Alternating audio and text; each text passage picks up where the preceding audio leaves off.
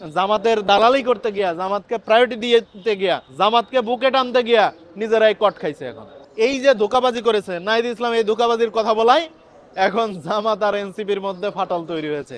আমরা আগেই বলেছিলাম জামাত হলো নামকাওয়াস্তের ডানপন্থী অর্থাৎ ইসলামিক রাজনৈতিক দল, আর এনসিপি হলো আগাগোড়া পুরাটাই বামপন্থী রাজনৈতিক দল। যে আপনারা এমন ভালোবাসা দেখাচ্ছেন আর এমন বাসটা খাবেন সেটা সহ্য করতে পারবেন না। জামাত আজকে তাই হচ্ছে, সেই বাসটাই খাচ্ছে। আমাদের ভাইয়েরা বুঝে না, তাই তারা উল্টাপাল্টা কাজ করে আর ধরা খাইয়া তখন বলে ও মা গো। সম্প্রতি সময়ে আমরা দেখতে পেলাম নাসিরউদ্দিন পাটোয়ারি নির্বাচন কমিশনের কোনো একটা প্রোগ্রাম শেষ করে এসে গণমাধ্যমে সাক্ষাৎকার দেওয়ার সময় তারা জামাতকে একটা ইসলামিক রাজনৈতিক দল হিসেবে স্বীকার করতে চায় না, অথচ একসময় ইসলামিক রাজনৈতিক বলতে বলতে তারা মুখে বুলি আওড়াইতে আওড়াইতে ফেনা তুলে ফেলেছে। একসাথে ছাত্রলীগ নিষিদ্ধ, আওয়ামী লীগ নিষিদ্ধ, বেশ কিছু প্রোগ্রাম তারা করেছে। আমরা দেখেছি তারা মানে অপকটেই জামাতের প্রশংসায় মাতোয়ারা ছিল। তা আমরা একটু সন্দেহাতীত, হয়তো তাদের ভাগ বাটোয়ারা একটু ঝামেলা হয়েছে, সেই কারণে এখন জামাত তাদের কাছে ভালো লাগছে না, এই আর কি। আমরা এর থেকে ভালো কিছু মনে করতে চাই না। বর্তমান সময়ের রাজনীতিতে জামাত আর এনসিপি অপ্রাসঙ্গিক হয়ে দাঁড়িয়েছে, কারণ তারা রাজনীতি করে নিজেদের ফায়দা লাভে জনগণের স্বার্থে একটা প্রোগ্রাম দিয়েছে এনসিপি এবং জামাত। আপনারা দেখাইতে পারবেন? গণমাধ্যমের বন্ধুদেরকে আমি প্রশ্ন রাখছি, আপনারা জাতির বিবেক সব সময় সকল প্রোগ্রামগুলো তুলে ধরেন জনগণের স্বার্থে, দেশের স্বার্থে, একটা প্রোগ্রাম তারা করেছে এরকম আছে না?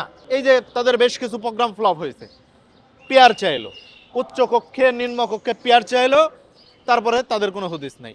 আবার তারা জুলাই স্বাক্ষর কর্মসূচিতে স্বাক্ষর করবে না, জামাতের সেক্রেটারি জেনারেল বলে গেল, আমরা দেখতে পেলাম যে হাসি মুখে যায় ওখানে সিগনেচার করে চলে আসলো। এই যে ধোকাবাজি করেছে নাহিদ ইসলাম, এই ধোকাবাজির কথা বলাই এখন জামাত আর এনসিপির মধ্যে ফাটল তৈরি হয়েছে।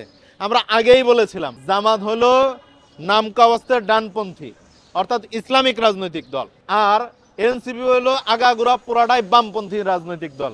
সামান্তা থেকে শুরু করে নাসিরউদ্দিন পাটোয়ারি থেকে শুরু করে যা আছে, এই যে তুষার, এরা সবাই কি বামপন্থী, বামপন্থী রাজনীতি করে আসছে, বাম থেকে আসছে।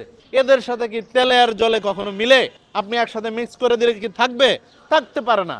আমরা আগেই বলেছিলাম যে আপনারা এমন ভালোবাসা দেখাচ্ছেন আর এমন বাসটা খাবেন সেটা সহ্য করতে পারবেন না। জামাত আজকে তাই হচ্ছে, সেই বাসটাই খাচ্ছে। জামাত একটা জোট করবে, এনসিপি একটা জোট করবে, এরকম নানাবিধ জোট হবে। আমরা এটা আগেই আশঙ্কা করেছিলাম, আমরা ভবিষ্যৎবাণী করেছিলাম, কারণ আমরা বুঝি তো, আমরা রাজনীতি করে আসছি দীর্ঘ সময়।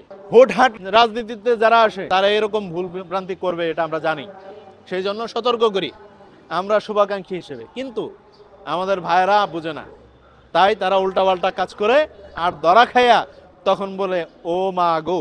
এই ও মা গো অভ্যাসটা দরকার নাই। রাজনীতিতে পরিপক্ক হন এবং সঠিক রাজনীতি করেন জনগণের স্বার্থে, দেশের স্বার্থে, তাহলে দেশের জনগণ এবং দেশের মানুষ আপনাদেরকে ভালোবাসবে। না হয় দল পূজারীর রাজনীতি করে জামাতকে প্রায়োরিটি দেওয়ার জন্য এনসিপি রাজনীতি করতে গিয়ে আজকে এনসিপির যে ভরাডুবি এবং ধস সেটা প্রমাণ করে। আপনারা দেখেছেন ডাকসু নির্বাচনে এনসিপির কি বেহাল দশা। আমরা তো ভেবেছিলাম এনসিপি থেকে একজন বিপি হবে, জিএস হবে, তারা ডাকসু নিয়ন্ত্রণ করবে, ঢাকা বিশ্ববিদ্যালয়ের তারা শক্ত অবস্থানে থাকবে এবং প্রত্যেকটা বিশ্ববিদ্যালয়ে তাদের একটা উল্লেখযোগ্য অবস্থান থাকবে। সেই এনসিপির যে ভরাডুবি, সেই ভরাডুবি দেখার পরে জাতীয় সরকার নির্বাচনে তাদের কি হবে সেটা তো সুস্পষ্ট।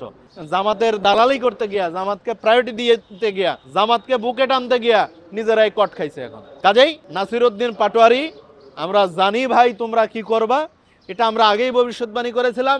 দেরিতে হলেও তোমরা এই কাজটা করেছো, কিন্তু আগেই তোমাদের স্বতন্ত্র রাস্তায় চলা উচিত ছিল। ধন্যবাদ।